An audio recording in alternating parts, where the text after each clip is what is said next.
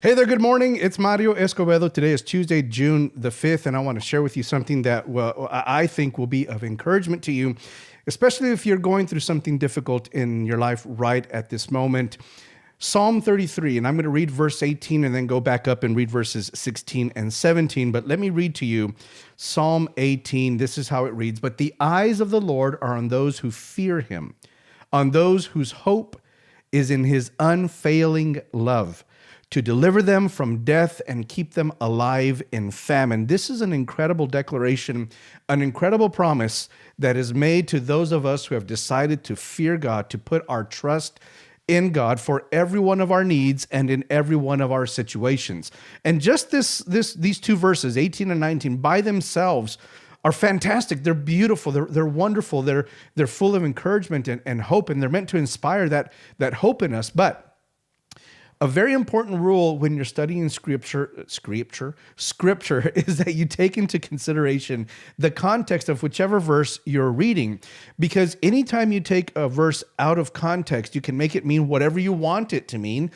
But when you read it in its context, you're assuring yourself that you're reading the scripture and the verse the way it should be read, right? And not only that, but you're going to get a lot more flavor, a lot more benefit out of any verse that you read when you read it within its context. So what I want to do, I'm not going to read this entire psalm, but I am going to read verses 16 and 17 to give us a little bit more context in this verse right here, verses 18 and 19. So let me back up and read verses 16 and 17. This is what it says. No king is saved by the size of his army. No warrior escapes by his great strength. A horse is a vain hope for deliverance.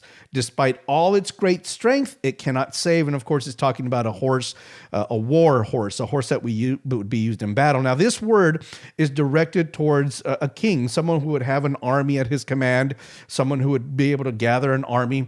When an enemy would be coming to attack a king, the first thing, of course, that he would do is that he would muster the troops. He would gather the troops. And in this particular case, God is speaking more than likely to the king of Israel and telling him, listen, it doesn't really matter how big of an army you have.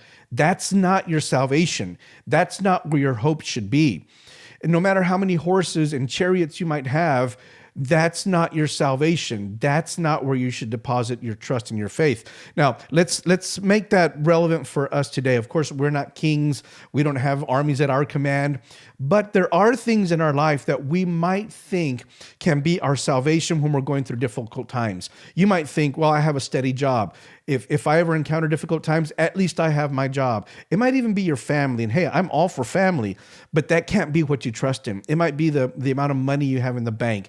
It might be your career, your education, how much you've studied, your background. I don't know, any number of things.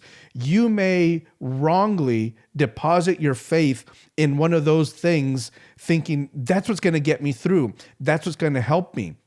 And I think what this psalm, originally probably dedicated to a king of Israel, is saying, don't trust in any of those things, those material things that you've built up for yourself. You shouldn't, and you can't put your trust in any of those things, because ultimately they are going to fail you. So we take that understanding and then we go into verse 18 and we see what verse 18 says, right back to the verses that we read, 18 and 19. But the eyes of the Lord are on those who fear him, on those whose hope is in his unfailing love, to deliver them from death and keep them alive in famine. So notice the contrast between 16 and 17 and 18 and 19. We don't put our hope in those material things, those things that we've built up for ourselves, those things that we think can deliver us from difficult times.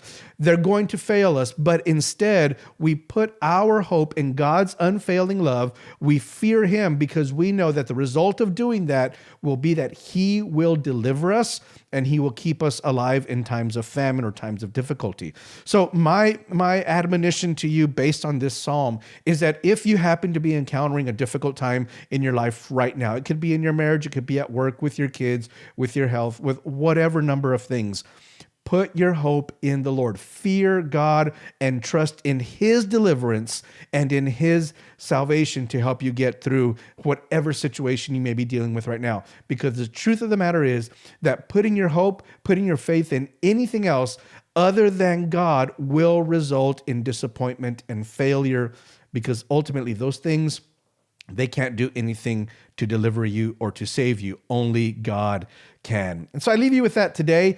I don't know what you're going to encounter today. You might be right in the middle of a difficult situation. If you are, I'd encourage you, go back and read Psalm 33, and especially this chunk of verses here. The entire psalm is fantastic. It's a beautiful psalm.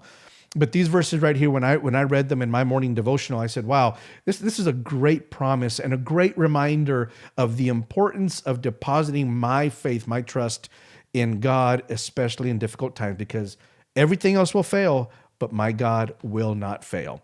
So if you're watching on the live stream, thank you so much for tuning in. In fact, let me see we've got some people tuning in on the live stream. Andrea, Howard, Miguel, Pastor Christian, Howard. Hey, Howard, you're sending me a wave. Let me wave right back. James Sharp, Adan, and Henry, good morning to all of you. I hope you have a fantastic day. If you're watching this on the replay or maybe even on the YouTube channel, I hope you've had a fantastic day, and I hope this has been of value to you. It's been a blessing to you. Go back and read Psalm 33. God bless.